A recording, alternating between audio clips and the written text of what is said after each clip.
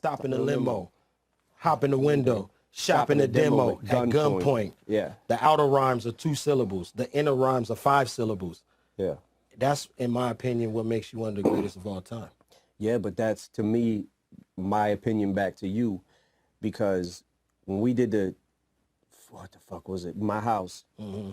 Like, this is me and Royce joke about this shit all the time. We're like, fuck, Crook's gonna be on this song. All right.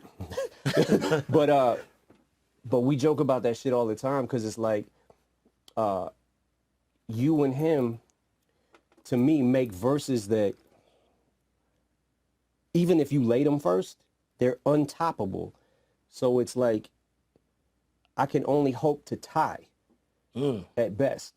That's a big compliment from you, dog. But bro, when you did the, in my house, the lights out, the utilities in the facility, for the life out, to wipe out, I forgot the next scene, but utilities in the, like, he was rhyming all that. Right. Like, that shit was like, and being able to keep it going, like, that's what I think a lot of the average listener sometimes might not understand, that this, you know, because some people don't catch the syllables. They think that we're, you know, rhyming, you know, my house, the lights out, utilities in the facility, like house rhymes and out rhymes. You know what I'm saying? Right. They're not catching the full scheme. Yeah. Yeah. They're not catching the my house, lights out, lights out, wipe out. Like, there's 2 there, but then there's utilities in the facility. Yeah. Same thing. It's like, that's the beauty to me of the craft of emceeing. You know what I'm saying? Like, is that. That's important to you. Hell yeah. Yeah, because it's, and I know it's important to you because it's what makes rap fun, right? Right. So sometimes we might be in the mood to, like, not to write a song that might not have a message to it. Right. Might not really be saying anything that's important. Right. But it's more about the craft, and we're just trying to go as hard as we can go, you know? And I think that to me is what makes it fun. Right. Is being able to, you know, when you thought of the, hey, bro, I'll go ham for dead presidents.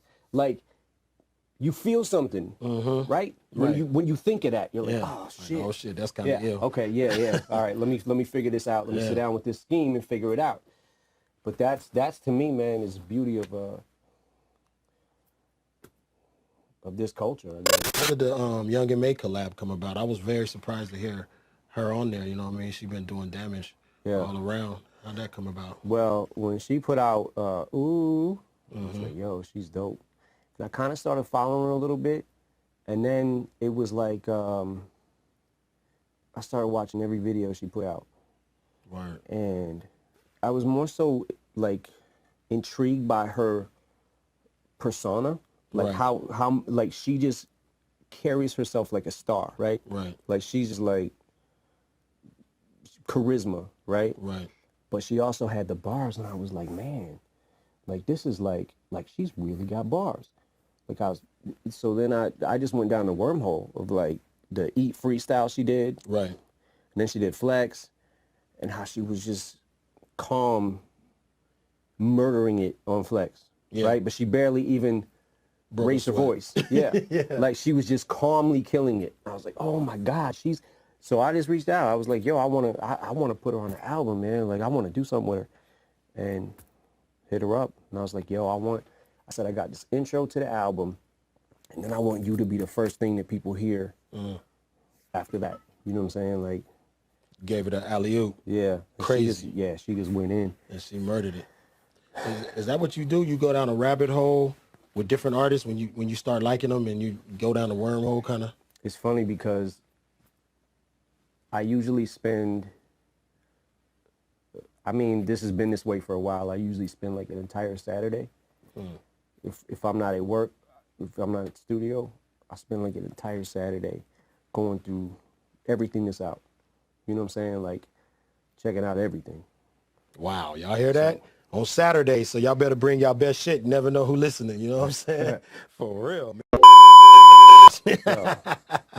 Man, and being that much of a, you know, a part of the culture, history books are going to definitely put you as one of the greatest of all time. How do you feel about the concept of white rappers being a guest in the house of hip hop? Well, I mean, that's the funny thing. I don't know if I've got a chance to say this yet, but the funny shit is like I with the whole beef of a certain person. Right. I never said I wasn't a guest. Right. Like, I'm absolutely a guest. Like, I never said I wasn't. Right. And I never said I was king of anything.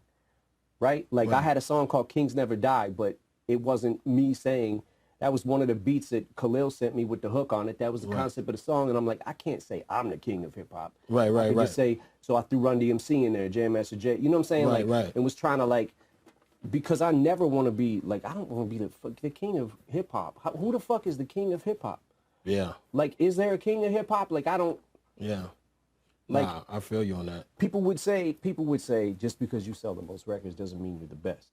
Just because you can rap 40 million syllables doesn't mean you're the best.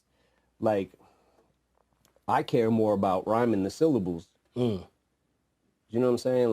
Like I care more about the craft than any of the other And shit. that shows. You know what I'm saying? Like, and it goes back to those who know. You know what I mean? If you know, you know. And I just don't get it sometimes. You know what I mean? I watch these rap media so-called critics and some music journalists, and so many of your bars and your messages goes over their heads. And, you know, they like, even with the content conversation, I mean, you've been having content since day one. You got songs to prove it. You know what I mean? It's like sometimes I'm like, what is content? What are you talking about? What do you want me to talk about?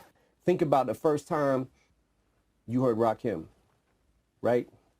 So when people make these lists, and he's always on the list, but he's also always on my list because, to me, greatness is not only how well you do something, but if you were the first to do it. Rakim was the first person that I heard that started using like inside rhyme schemes, Right. and coming back at the end and hitting the, you know what I'm saying? So he did something that hadn't even been thought of yet. Original. Yeah, it was like, and he single-handedly pushed the genre forward to be more complex lyrically. And Absolutely. then he birthed fucking Kane and G-Rap, right? Right.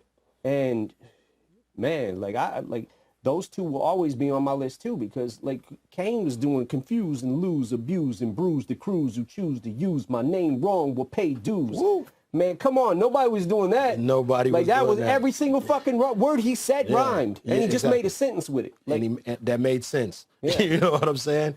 every person who's a fan of hip hop might feel like hip hop is about something different, right?